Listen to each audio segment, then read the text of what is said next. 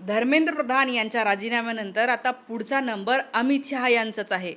कारण आता देशामध्ये तसंच वारं व्हायला लागलेलं आहे.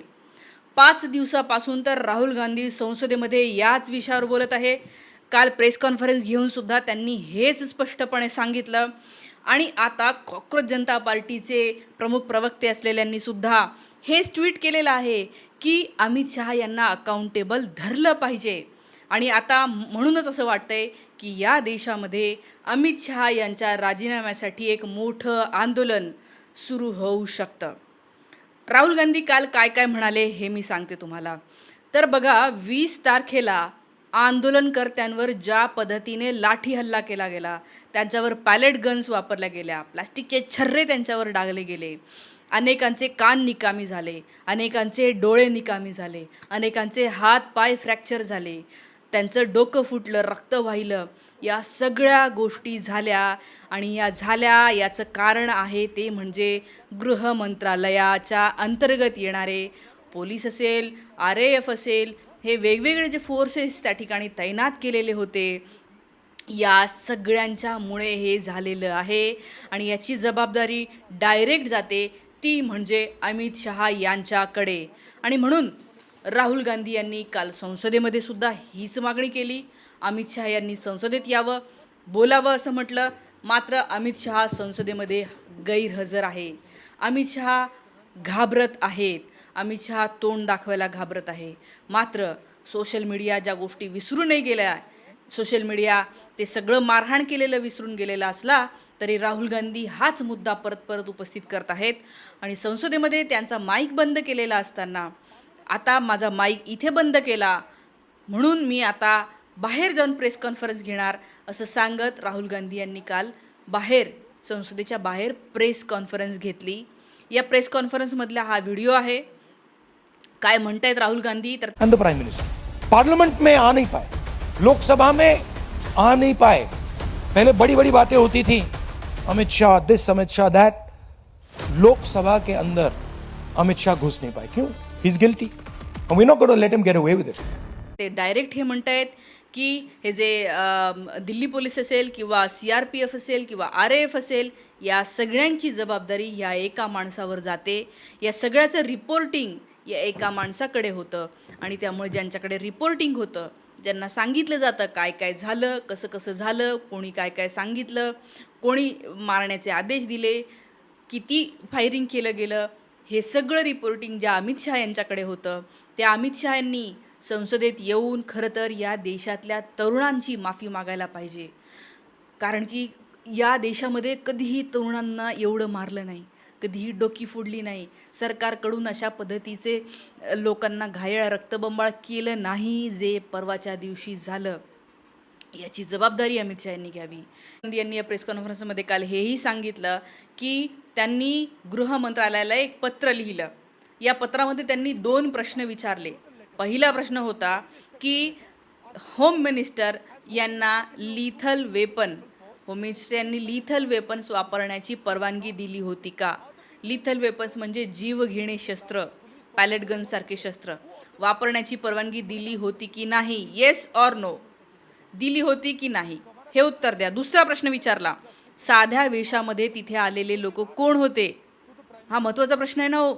पोलिसांच्या सोबत, पोलिसांचं हेल्मेट, पोलिसांची गाडी घेऊन मारत आहेत, कपडे फक्त त्यांचे साध्या माणसांचे आहे. गुंड दिसत होते, हातामध्ये धागे दोरे दाड्या वाढवलेले. पोलीस असे नसतात.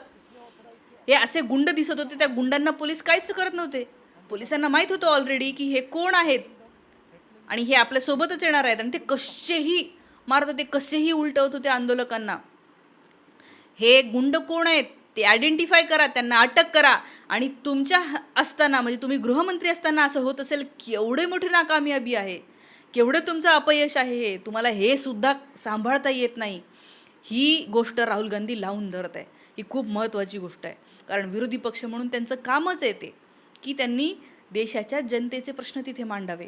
आणि देशाच्या जनतेला आज पडलेला प्रश्न हाच आहे की जेवढी हिंसा झाली, जे मन हळहळले, जे त्रास झाला विद्यार्थ्यांना, त्याची जबाबदारी गृहमंत्र्यांनी घ्यावी. तर हा प्रश्नही त्यांनी काल प्रेस कॉन्फरन्समध्ये उपस्थित केला. खरं तर संसदेत यायला पाहिजे ना गृहमंत्र्यांनी, पण ते येत नाही आहेत.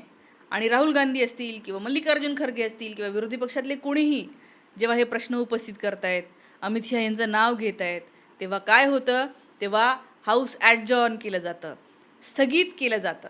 कामकाज 1-2 तास संसदेचं सेशन चालतं, एखादा तास लगेच स्थगित, दिवसभरासाठी स्थगित केलं जातं. अरे त्याचा पगार घेताय तुम्ही, टॅक्सपेअरचा पैसा खर्च होतोय, करा ना चर्चा. अमित शहा यांचं नाव घेतलं म्हणून काय पाप झालं? कोण लागून गेलाय? एवढं मोठा गुन्हा झाला, एवढं मोठं लाठीचार्ज झाला, त्यांचं नाव घेऊन बोलायचं नाही, मग काय करायचं? तर विरोधक हे बोलायला लागले की हाऊस जे आहे ते स्थगित केलं जात आहे. आणि बाहेर काय सांगतात हे की बघा बघा हे पैसे वाया घालवत आहेत. तुम्ही पैसे वाया घालवत आहात. चर्चा झाली पाहिजे, जबाबदारी घेतली पाहिजे. आणि कॉक्रोच जनता पार्टीच्या त्या प्रवक्त्यांनी सुद्धा ट्विट केलं आहे की होय, गृहमंत्र्यांचीच ही जबाबदारी आहे. राहुल गांधी यांना जेनजीचा सुद्धा मोठ्या प्रमाणावर पाठिंबा मिळतो आहे. आणि ह्या पाठिंब्यामुळेच मी तर म्हणते आता अमित शहा यांचा नंबर येणार आहे. एक तर ते घाबरलेले, ते येऊच शकत नाहीत या संसदेच्या सेशनमध्ये. आणि कसे येणार ना ते? जगभरामध्ये फोटो गेलेत, जगभरामध्ये व्हिडिओ गेले की नेमप्लेट नसलेले यांचे पोलीस आहेत, नेमप्लेट नसलेले यांचे जवान. कुठून आणलेले आहेत हे लोक? असं जगात कुठेही होत नाही. तुम्ही सरकारी कामावर आहात, तुमचं नाव इथे पाहिजे, पण तुम्ही चुकीचं करत असाल तर कळलं पाहिजे ना कोणी चुकीचं काम केलं. आणि म्हणून अशा प्रकारे ज्या गोष्टी त्या दिवशी झाल्या, हे जगामध्ये नाचक्की झालेली आहे. जगात बातम्या गेलेल्या आहेत की अरे भारतात असं चाललेलं आहे.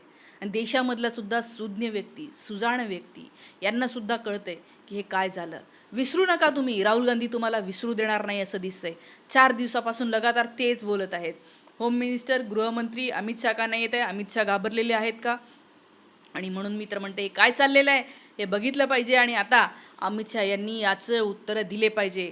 कारण हे बघा, पेपरला आलेलं आहे, द हिंदूला आलेलं आहे, न्यूज लॉन्ड्रीमध्ये आलेलं आहे, हिंदूचा रिपोर्ट सांगतोय. हे बघा, डॉक्टरांचा रिपोर्ट पण हेच सांगतोय की गन शॉटमुळे ही व्यक्ती इंज्युअर्ड आहे. हे सगळे द हिंदूचे न्यूज आहे ज्याच्यामध्ये सांगितलं की हे झालेलं आहे, गन शॉट झालेला आहे. हा तो मुलगा ज्याला छर्र्याच्या बंदुकीने मारा झालेला आहे. हा तो कान जो छर्र्याच्या बंदुकामुळे ज्या मुलीचा कान निकामी झालेला आहे.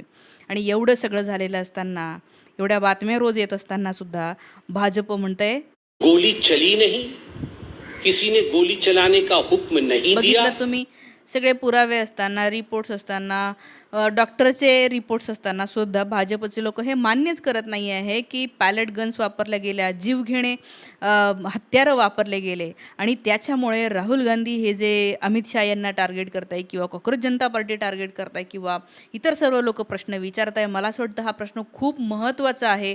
आणि म्हणून आपण सगळ्यांनी सुद्धा हेच प्रश्न विचारत राहिले पाहिजे. आपल्याला देश वाचवायचा असेल ना, तर या सगळ्या चुकीच्या लोकांना आपल्याला लवकरात लवकर सत्तेतून बाहेर काढावं लागेल. म्हणून व्हिडिओ जास्तीत जास्त लोकांपर्यंत शेअर करा. थँक्यू.